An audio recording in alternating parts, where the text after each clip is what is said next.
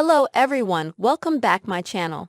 Gene Hackman was abandoned by dad, kicked out of acting school before finding Hollywood success. Gene Hackman turned a painful childhood and years of rejection into a successful and legendary Hollywood career. Gene, who died from heart disease with Alzheimer's as a significant contributing factor, about 1 week after his wife Betsy died from hantavirus, had always had a love and interest in movies, admiring James Cagney, Errol Flynn and Edward G. Robinson. I loved the idea that somebody could convince me that they were a sea captain without being phony. I'd grown up shy. Not unusual for actors. They want to show they're more than that. People of import substance. I think because I was shy, I felt insecure, and acting seemed like a way of maybe getting around that. Getting to be somebody, he told Vanity Fair in 2004. Born on January 30, 1930, Gene was raised in Danville, Illinois by his mother Anna. When Gene was 13, his father left the family, an event that influenced his pursuit of acting. It was a real adios, he told Vanity Fair.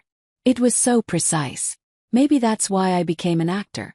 I doubt I would have become so sensitive to human behavior if that hadn't happened to me as a child, if I hadn't realized how much one small gesture can mean.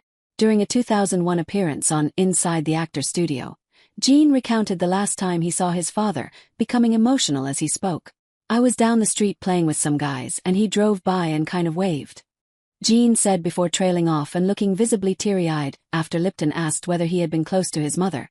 Gene stayed quiet before clearing his throat and apologizing. It's only been 65 years or so, he said with a laugh, breaking the tension, though still looking slightly uncomfortable. Lipton noted, "It's not something that goes away easily, is it?" To which Gene replied, "It probably makes you a better actor, I don't know." "I don't advocate that," he added, explaining. "You get in touch with your feelings, and that's what we're here for.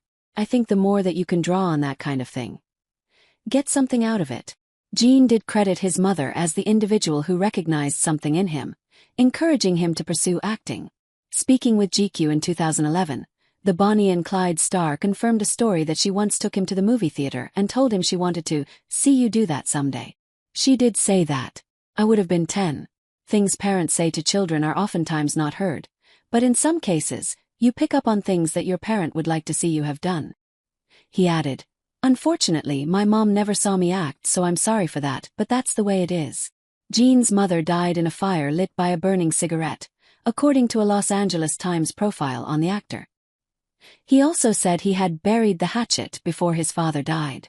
In his GQ interview, he shared that he wished his mother could have seen his performance in I Never Sang for My Father, a 1970 drama about a professor dealing with his aging father, which earned him his first Oscar nomination in the Best Supporting Actor category.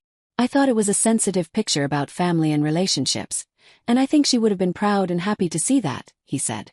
You're fortunate sometimes to be able to do something in life that defines who you are and who your parents may have wanted you to be.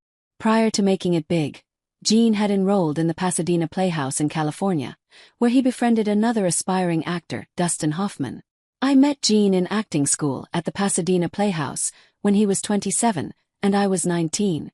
We used to play congas together on the roof, trying to be like our hero Marlon Brando," Hoffman told Fox News Digital after Gene's death. "And Gene was like Brando in that he brought something unprecedented to our craft, something people didn't immediately understand as genius. He was expelled from our school after 3 months for not having talent. It was the first time they ever did that. He was that good." Hoffman continued, "Powerful, subtle, brilliant. A giant among actors. I miss him already." Both actors were voted least likely to succeed at the Playhouse. "I think the highest I ever got was a 1.4 GPA, Gene said in a 1984 interview with KCRA3, noting he had nothing against the Pasadena Playhouse, just that it's tough to grade actors. Gene and Hoffman eventually moved to New York, where they also hung out with Robert Duvall, and the trio spent years working jobs and looking for acting work. Gene worked as a shoe salesman, a furniture mover, and a doorman, where he ran into one of his former Marine officers who muttered, "Hackman, you're a sorry son of a bitch," as he recalled to Vanity Fair. Gene had joined the Marines at 16, lying about his age to enlist, and served just under 5 years before being discharged in 1951.